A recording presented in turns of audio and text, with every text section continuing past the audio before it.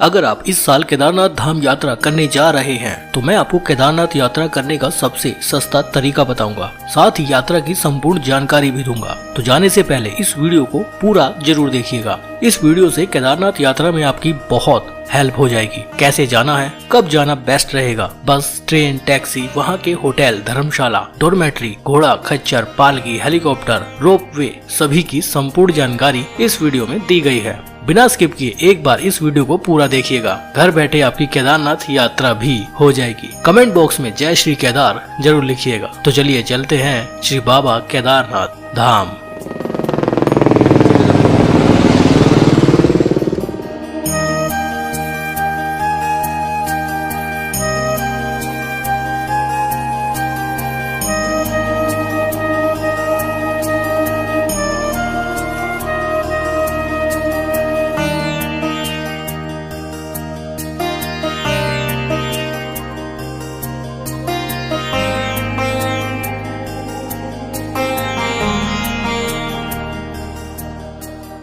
केदारनाथ धाम यात्रा पर जाने से पहले हमें तय करना होगा कि हमें कब जाना चाहिए। देखिए, मई से लेकर अक्टूबर तक लगभग दीपावली तक मंदिर खुला रहता है। उसके बाद कपाट बंद हो जाते हैं सर्दियों में। बेस्ट टाइम की बात करें तो मई जून में भी आप जा सकते हैं, लेकिन बहुत ज्यादा भीड़ रहती है तो कॉस्टली भी हो जाता है, क्योंकि डिमांड ज्यादा होती है तो चीजें महंगी हो जाती है। होटल भी, बस, टैक्सी का किराया भी, सब चीज महंगा हो जाता है। जुलाई अगस्त सस्ता रहता है, लेकिन थोड़ा रेनी सीजन है।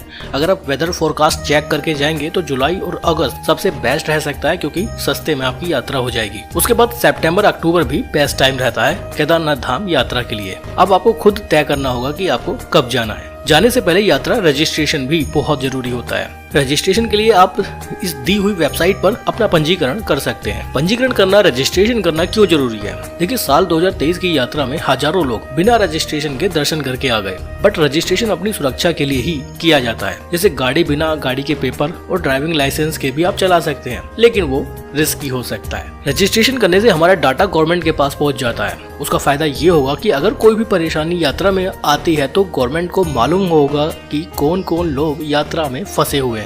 विदाउट रजिस्ट्रेशन आप काउंटिंग में भी नहीं आ पाएंगे, तो रजिस्ट्रेशन करके ही आप केदारनाथ धाम यात्रा पर जाइएगा। ऑनलाइन भी कर सकते हैं, ऑफलाइन भी रजिस्ट्रेशन किया जा सकता है। ये जो आप लिस्ट देख रहे हैं, इन सभी जगहों पर आप ऑफलाइन भी रजिस्ट्रेशन करवा सकते हैं। अब बात करते हैं कि यात्रा कैसे करें। केदारनाथ धाम की पैदल यात्रा गौरीकुंड से शुरू होती है। गौरीकुंड पहुंचने के क्या क्या तरीके हैं और सबसे सस्ता तरीका क्या है, चलिए वो बताता हूँ। अब देश में कहीं भी मौजूद हो, आप हरिद्वार पहुंच जाइए। हरिद्वार में रेलवे स्टेशन है जो देश के बड़े बड़े शहरों से सीधे तौर पर जुड़ा हुआ है। आप आसानी से हरिद्वार आ सकते हैं। एक बहुत बड़ा बस स्टैंड भी हरिद्वार में मौजूद है। आप किसी दूसरे राज्य में हैं तो आप बाय फ्लाइट आना चाहते हैं तो देहरादून तक आ सकते हैं। आगे की यात्रा आपको बाय रोड ही करनी पड़ेगी। देहरादून से केदारनाथ धाम की दूरी 250 किलोमीटर है और हरिद्वार से भी 250 किलोमीटर है। देहरादून से ही कैब किराए पर लेकर केदारनाथ धाम जा सकते हैं। अगर आप सस्ते में यात्रा करना चाहते हैं तो देहरादून से हरिद्वार पहुंच जाइए। देहरादून से हरिद्वार के बीच की दूरी करीब 50 किलोमीटर है। हरिद्वार से गौरीकुंड अपनी कार, बाइक, बस, ट्रेन, टैक्सी से डायरेक्ट नहीं जा सकते। कैसे जाना है वो बताता हूँ। गौरीकुंड से 5 किलोमीटर पहले सोनप्रयाग है और 7 किलोमीटर पहले सीतापुर। हरिद्वार से आप कैब ले सकते हैं जो कॉस्टली रहेगा, करीब ड्रॉप करने के ही वो 5-6 हजार रुपए आपसे ले लेंगे। शेयर टैक्सी मिल जाती है लेकिन डायरेक्ट नहीं मिलती, आपको टुकड़ों टुकड़ों में जाना होगा। जैसे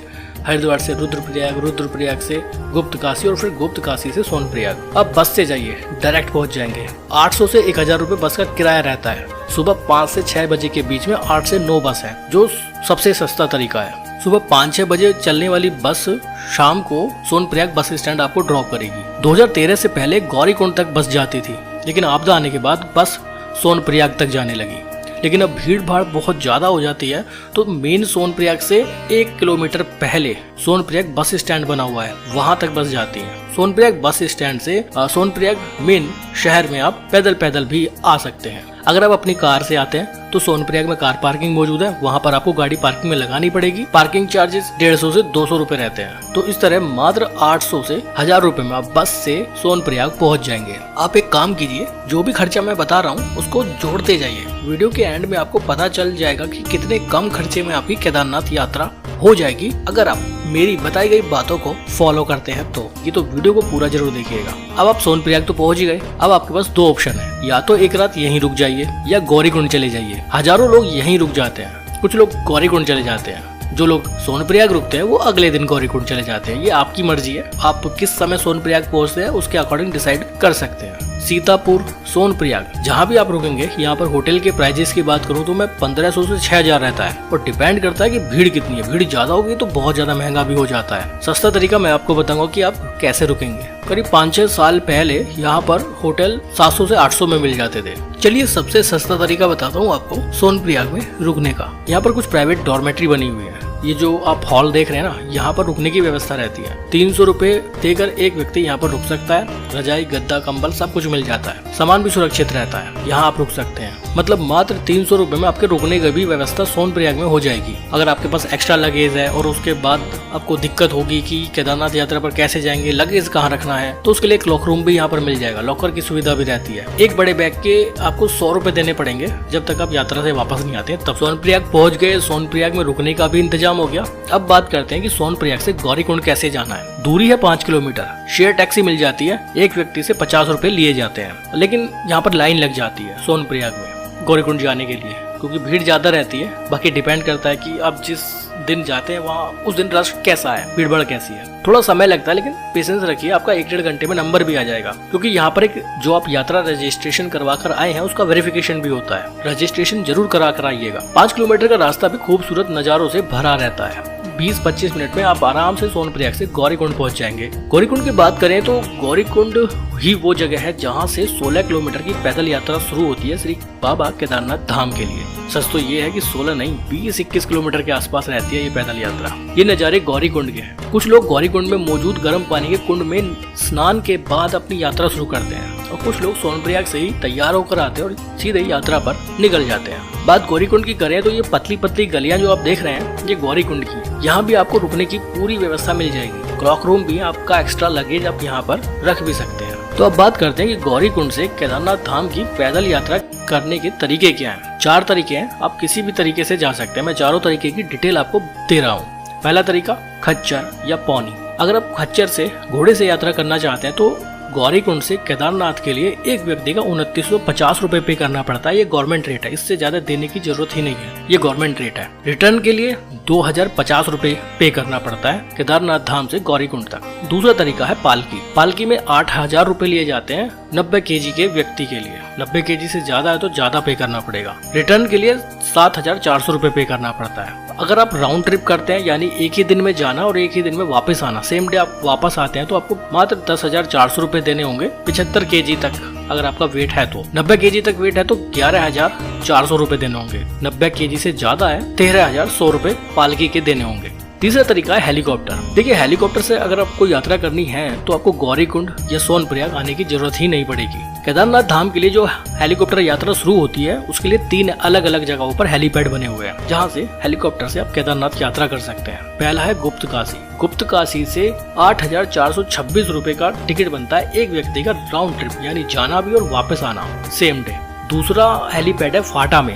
फाटा में किराया है 6,074 रुपए, ये भी राउंड ट्रिप का है। और तीसरा हेलीपैड है सिरसी में। यहाँ पर एक व्यक्ति का किराया 6,072 रुपए राउंड ट्रिप, जाना भी आना भी सेम डे। तो एक ही दिन में आपकी केदारनाथ यात्रा हो जाएगी अगर आप हेलीकॉप्टर से करना चाहते हैं तो। चौथा और सबसे बेस्ट तरीका है कि आप पैदल जाइए। सबसे बेस्ट इसलिए है, एक तो फ्री में आप जाएंगे, साथ ही खूबसूरत नज़ारों को एंजॉय करेंगे, फोटोग्राफी आप कर पाएंगे, वीडियोग्राफी आप कर पाएंगे, शानदार व्यूज को एंजॉय करते हुए आप यात्रा करेंगे, खाते पीते आराम करते हुए आप 16 किलोमीटर की पैदल यात्रा कर पाएंगे। पैदल जाना सबसे बेस्ट रहता है केदारनाथ धाम यात्रा का। करीब 8 से 9 घंटे लग जाते हैं। बाकी आपकी स्पीड पर डिपेंड करता है कि आप कितना फास्ट या कितना स्लो चलते हैं। बर्फ में ग्लेशियर के बीच से पैदल यात्रा करने का एक अलग ही आनंद है। कुछ ऐसे नज़ारे आपको देखने के लिए मिलेंगे। और कोशिश ये कीजिए कि पैदल यात्रा में आप कम से कम सामान लेकर जाएं। क्या क्या लेकर जाना जरूरी है वो भी मैं आपको आगे बताऊंगा, तो वीडियो से बने रहिएगा। पूरी पैदल यात्रा में जगह जगह आपको शौचालय की भी सुविधा मिल जाएगी। जगह जगह हेल्थ कैंप भी आपको देखने के लिए मिलेंगे। अगर आप भी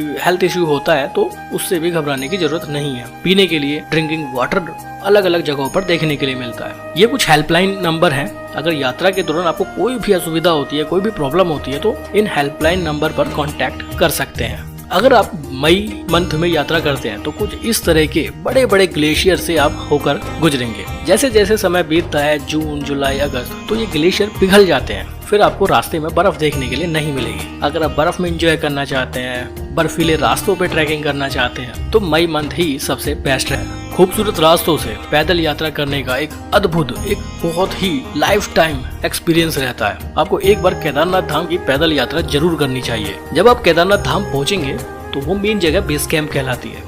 अगर आप घोड़े से, खच्चर से, पालकी से भी आते हैं तो आप यहीं तक आएंगे। यहीं घोड़ा स्टैंड भी है, खच्चर स्टैंड भी है। यहाँ से करीब 1.5 किलोमीटर की दूरी पर मुख्य श्री केदारनाथ धाम मंदिर मौजूद है। तो ये बातें होती है केदारनाथ धाम पहुँचने की।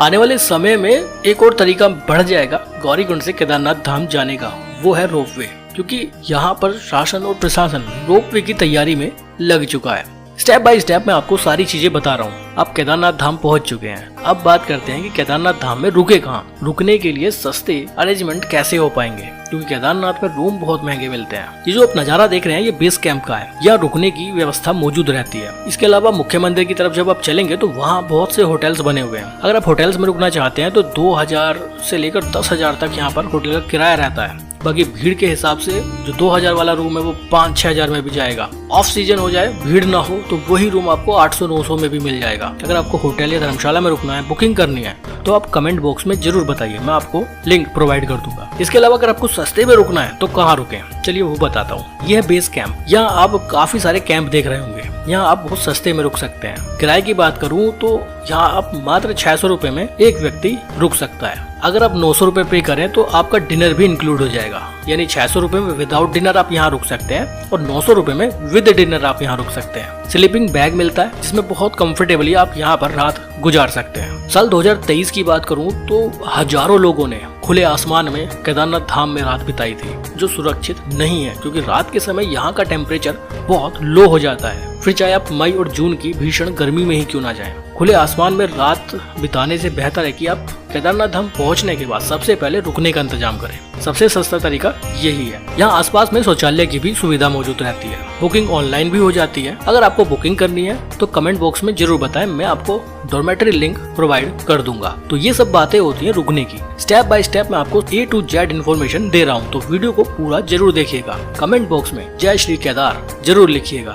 वीडियो अच्छी लग रही हो तो प्लीज एक लाइक जरूर करिएगा। केदारनाथ धाम पहुंच गए, रुकने की भी व्यवस्था हो गई। अब बात करते हैं कि मंदिर में दर्शन कैसे करें, केदारनाथ धाम में दर्शन कैसे करें। अगर आप पैदल आए हैं तो जिस दिन आप शाम को केदारनाथ धाम पहुंचते हैं तो सेम डे भी शाम तक दर्शन कर सकते हैं। रात को 8-8:30 बजे तक मंदिर खुला रहता है। शाम को भीड़ भी कम रहेगी, या फिर आप नेक्स्ट डे दर्शन कर सकते हैं। मेरे हिसाब से तो शाम में ही दर्शन कर लेंगे तो अच्छा रहेगा, क्योंकि नेक्स्ट डे आप दूसरी जगहों पर भी दर्शन करने घूमने जा पाएंगे। शाम में दर्शन कर लेते हैं तो दर्शन भी अच्छे होंगे, ज्यादा भीड़ नहीं रहेगी। शाम की 6 बजे वाली आरती में भी आप सम्मिलित हो सकते हैं। दर्शन करो, डिनर करो। आसपास में कुछ ढाबे मौजूद हैं जहां आपको साधारण खाना मिल जाएगा। वापस अपने रूम या टेंट पर पहुंच जाइए और आराम से सो जाइए। नेक्स्ट डे हम कुछ दूसरी जगहों पर जाएंगे। नेक्स्ट डे की बात करें तो अगर आपने शाम में ही दर्शन कर लिए हैं तो सबसे अच्छी बात है, क्योंकि सुबह में काफी ज्यादा भीड़ भाड़ हो जाती है दर्शन करने के लिए।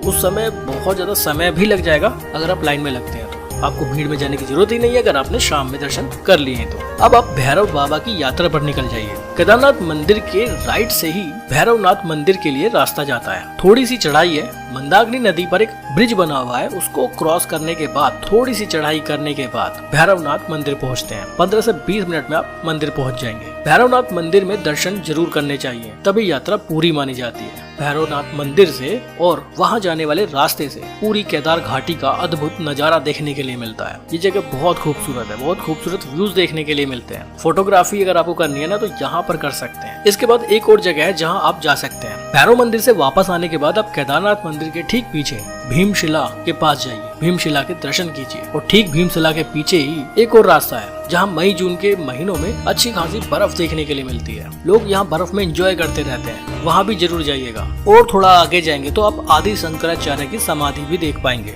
जितने लोग केदारनाथ धाम में दर्शन करते हैं उसमें से बहुत कम लोग आदि शंकराचार्य की समाधि देखने आते हैं। मैं आपको स्टेप बाय स्टेप सारी जगहों पर लेकर जा रहा हूँ, वहाँ भी आपको जरूर जाना चाहिए। बहुत अच्छी जगह है और यहाँ खड़े होने के बाद हम पूरी वैली का बहुत खूबसूरत व्यू भी देख सकते हैं। मंदिर के पीछे का ये नजारा, ये जगह बहुत सुंदर लगती है। दूर दूर तक ऊंचे ऊंचे पहाड़, बर्फ, मंदाकिनी नदी का नजारा देखने लायक होता है। तो इस तरह केदारनाथ यात्रा पूरी होती है। अगर आप वापस भी पैदल जाएंगे तो आराम से दिन में 11-12 बजे भी वापस चलें तो शाम के 5 बजे तक आप गौरीकुंड पहुंच जाएंगे और फिर शेयर टैक्सी से 50 रुपए में आप सोनप्रयाग जा सकते हैं। अभी मैं आपको कैलकुलेट करके बताऊंगा कि कितने कम खर्चे में आप पूरी केदारनाथ धाम यात्रा कर पाएंगे। तो बने रहिएगा इस वीडियो के साथ। वीडियो अच्छी लग रही हो तो लाइक जरूर करिएगा। अब मैं आपको फूड के बारे में बताता हूँ, यहाँ के खान पान के बारे में बताता हूँ। पूरी यात्रा के दौरान शुद्ध शाकाहारी खाना आपको मिल जाएगा। चाय मैगी के स्टॉल तो आपको जगह जगह देखने के लिए मिलेंगे। पैदल यात्रा के दौरान भी आपको चाय पकौड़ी मैगी ये सब जगह जगह देखने के लिए मिलेंगे।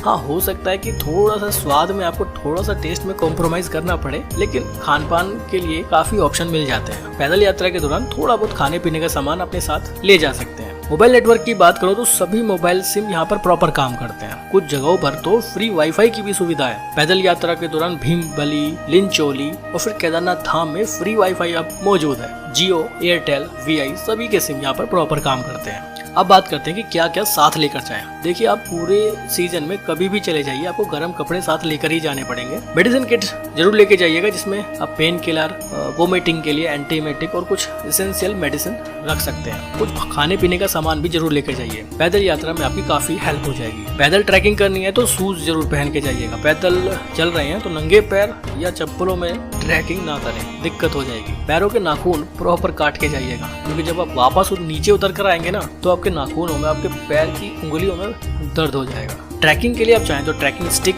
अपने साथ रख सकते हैं, वरना गौरीकुंड में लकड़ी का डंडा आपको मिल जाएगा 50 रुपए में, वो लेकर भी जा सकते हैं। और उस स्टिक के सहारे पैदल चढ़ने में काफी हेल्प हो जाती है। इन सब के अलावा कोशिश यही कीजिए कि पैदल यात्रा में कम से कम सामान रखें, क्योंकि पैदल चढ़ना है 16-17 किलोमीटर, तो जितना कम से कम सामान रहेगा उतना अच्छा रहेगा। लेकिन फिर भी एक एक्स्ट्रा पेयर आपके कपड़ों की जरूर लेकर जाइएगा, क्योंकि पूरे रास्ते में, पूरी पैदल यात्रा में मौसम बदलता रहता है, कभी भी बारिश हो जाती है। तो कपड़ों का एक पेयर आपके पास रहेगा तो आपके लिए अच्छा रहेगा।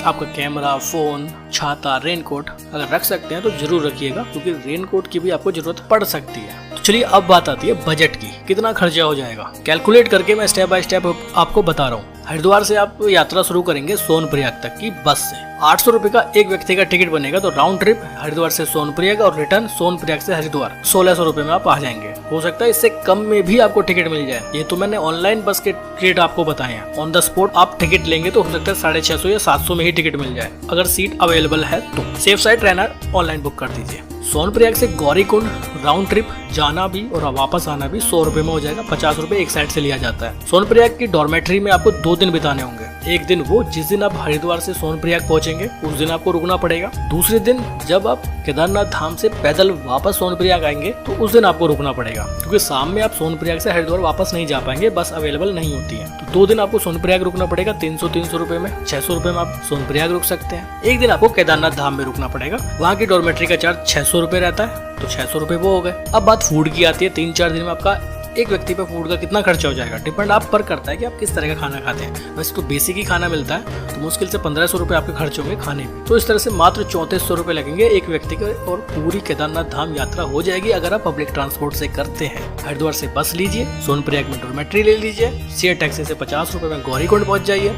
गौरीकुंड से पैदल यात्रा कीजिए केदारनाथ धाम की खूबसूरत नजारों को देखते हुए। मंदिर में कोई खर्चा नहीं होना। भैरव बाबा के दर्शन करने जाइए, कोई खर्चा नहीं होना। केदारनाथ धाम में रुकने के लिए आपको एक डॉर्मेट्री लेनी होगी, 600 रुपए में वो मिल जाएगी। उसके बाद जगह जगह जहाँ भी घूमने जाएंगे कोई भी खर्चा नहीं होगा। फूड पर 1500 के आसपास खर्च हो जाएगा। तो सीधा सा कैलकुलेटेड मैंने आपको तरीका बता दिया है कि बहुत कम खर्चे में आपकी केदारनाथ यात्रा हो जाएगी। और सच बताऊं ना, हो सकता है 3000 के अंदर अंदर ही आपकी यात्रा हो जाए। जैसे मैंने आपको बताया कि बस के चार्जेस कम हो सकते हैं, आपके फूड में कुछ कम ज्यादा हो सकता है, तो 3000 से 3500 में आपकी पूरी यात्रा हो जाएगी। उम्मीद करता हूँ कि ये वीडियो आपको बहुत इन्फॉर्मेटिव लगी होगी केदारनाथ धाम यात्रा की। लाइक जरूर करिएगा अगर आपको वीडियो अच्छी लगी हो, इन्फॉर्मेटिव लगी हो। अगर आपका कोई फ्रेंड या फैमिली मेंबर या रिलेटिव इस बार केदारनाथ धाम जाना चाहते हैं तो उनके साथ इस वीडियो को शेयर जरूर करिएगा, शायद उनकी कुछ हेल्प हो जाए इस वीडियो से। फिर मिलेंगे आपसे एक नई जगह पर, एक नई जगह की इन्फॉर्मेशन के साथ। अभी के लिए बाय, बहुत बहुत धन्यवाद। जय श्री केदार।